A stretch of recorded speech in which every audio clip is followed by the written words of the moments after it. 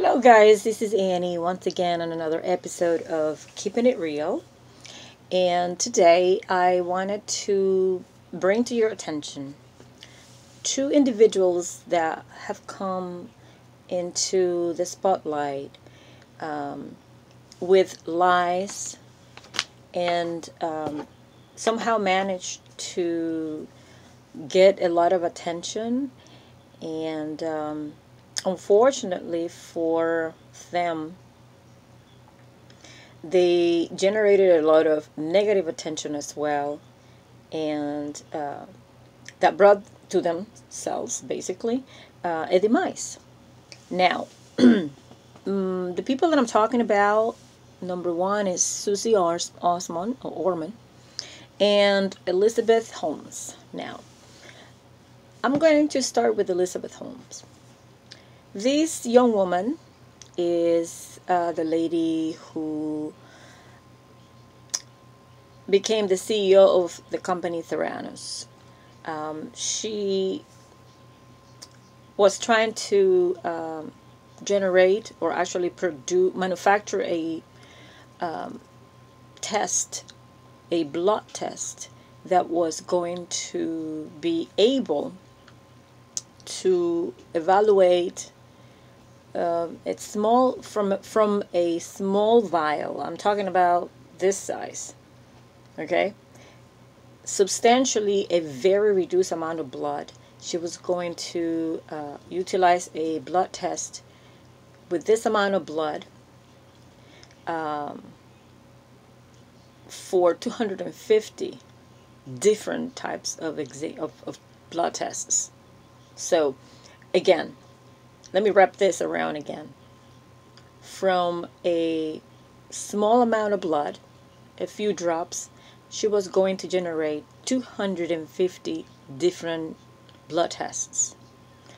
Now, for those of you who work in the health industry, you may understand better that how difficult that might be. That's why I'm having a little bit of a hard time explaining.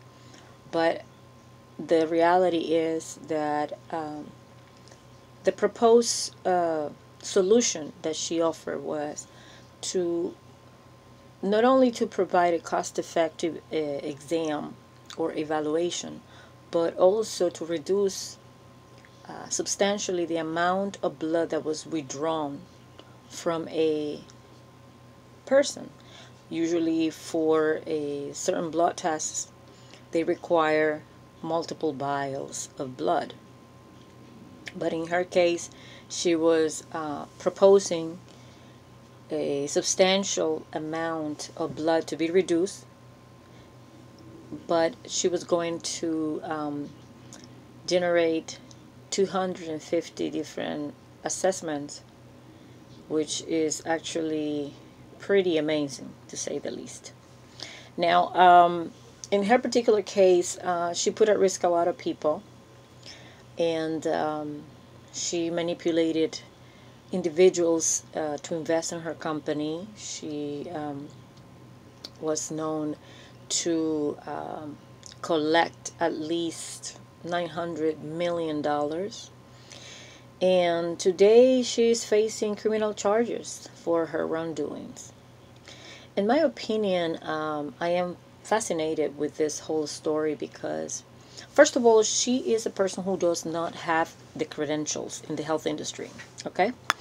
Because everybody knows that she dropped out from college and went and formed this company and, networked within her circle, and somehow she managed to get investors into her company.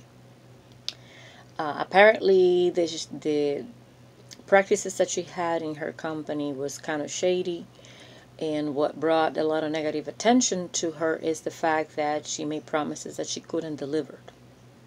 Now, a lot of people will argue that if she would have been more honest, things wouldn't have gotten out of control. And I guess there was a lot of greed, or maybe a pride, who knows? Or maybe she had no remorse in the matter. But the fact is that she concealed the information. She continued to make promises and carried on with her lies, and she didn't deliver. And unfortunately, the fact that she didn't come through, and the fact that she put at risk people, because the problem was not only she was not able to generate the the product that she offered, neither she had the technology to do that. While she was making these promises, she was testing people's bloods and coming out with results that were not accurate. That put at risk a lot of people's lives, and that's a crime, unfortunately. So the people who work with her in her company saw that, and it didn't sit well with them. So that's why all of this came out to light. Now they reached out a journal from the I believe Wall Street Journal, and this individual exposed all that situation. He also wrote a book called The Bad Blood. Again, it's a tragic story, I'll say, because something that started from perhaps a good intention evolved into something pretty bad. And that's because the person who was behind it didn't have the honesty, I will say the integrity, to come clean, on a timely manner. Also, I believe there's a movie coming up, and HBO has a documentary about this whole situation, also in the month of March coming. So I just wanted to bring that to your attention in the hopes that people, will participate in a conversation, because these individuals that I'm talking about had the nerve to present themselves in front of society with no shame and proclaim false statements. Seriously, it's like, astonishing, because they display no remorse. On the other hand, I have Suze Ormon, who proclaimed herself to be a financial advisor. And again, she has no credentials to do that. But people still listen to her. People follow her advice. And it's amazing to me that still to this date, I haven't heard that she is facing criminal charges. I am under the impression that she at some point developed a product called the approved prepaid debit card. And she claimed that that product was going to help people establish credit somehow, but it's not a fact. It was never a fact. She wanted to make it a movement in the hopes that she will influence the industry and possibly developing a relationship with one of these credit agencies, but it never happened. So it was in the works, but she marketed the product as if it was already part of that industry, as if it was one of the benefits that it offered. And it bothers me to this day that she hasn't been prosecuted, legally. That's right there a material fact that is not a fact. So my question is, how is it possible that these individuals are convinced that they can get away with murder, that they can, come to you or me and start talking about these things like it's nothing? And it really concerns me to see that some people look up to these individuals as, as if they were role models. Wow, look at them, they're coming up with all of this stuff, not knowing what's happening behind doors. And it's something that we need to think about, especially when things that are not supposed to be taken normally, we are accepting it nowadays. Like when politicians lie in our faces, or look at the example of our president right now.